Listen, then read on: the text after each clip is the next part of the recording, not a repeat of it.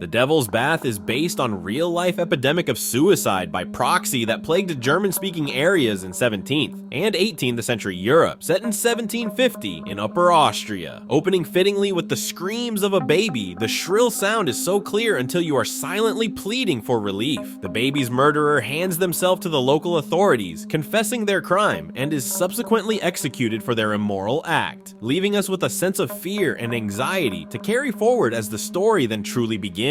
A sharp cut brings us to our protagonist, Agnes, Anya Plaschke, a young woman with childlike sensibilities and a bright face. She is deeply religious and exudes an air of goodness and innocence about her as she playfully interacts with insects and animals and collects items that bring her joy, such as shiny fish scales. On the day of her wedding, she is carried to the ceremony by the villagers, who shout her name jubilantly. Wolf, David Scheid, is her husband-to-be, and the two spend the ceremony interacting awkwardly as they get to know each other. Despite a teary goodbye with her mother, Agnes appears to be in good spirits, a direct contrast to the film's opening scene. But all of this soon comes to an end. After she is married, her hair is covered, an apron is placed over her clothes, and a toy baby is placed in her arms. Agnes immediately finds married life difficult. Being away from her own mother proves torturous, and Wolf is unable to consummate their marriage, leaving her without a child and being judged for it by her overbearing mother-in-law, Maria Hofstadter. Unfortunately, one of Agnes's responsibilities is to have children, something her mother-in-law, Maria Hofstadter, makes clear throughout the course of the film. There's no outright abuse, but rather a stripping of dignity as Agnes's life is removed from her own control. The quiet atmosphere of loneliness is suffocating. Every task is exhausting, whether being forced to pray 10 times while cooking her husband's meals or crawling through mud to catch fish. It is made clear that Agnes only wants to please her husband, who makes little effort to return such desires. As was expected of a woman in her position, she goes out of her way to initiate sex and is constantly faced with his rejection. Her husband, while caring in his own way, refuses to sleep with her.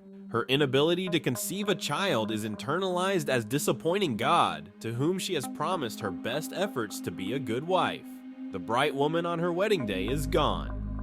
The colors slowly drain out of the film, and the warmth of that bright wedding day fades away. The cinematographer expertly frames the cold, barren landscapes, reflecting Agnes's yearning for a baby that never comes. The filmmakers are able to build suspense through the dramatic visuals, but perhaps it takes too long to get in the second act. Above the village, the corpse of the executed woman from the opening leers from atop a cliff, a constant foreshadowing of what is to come possibly for Agnes. The body is left to decompose. She cannot be buried. The devout Catholic village is intent on punishing those who defy their religion. When a young man commits suicide, his body is thrown out onto the land. The church also refuses to bury him, stating that suicide is a crime worse than murder. The bodies are left to deteriorate publicly, as Agnes is left with a dark cloud hovering over her, constantly reminding her there is no way to escape. She cannot even find freedom in death without disappointing God. Anya Plaschke portrays Agnes's slow descent into madness. Her madness is frightening,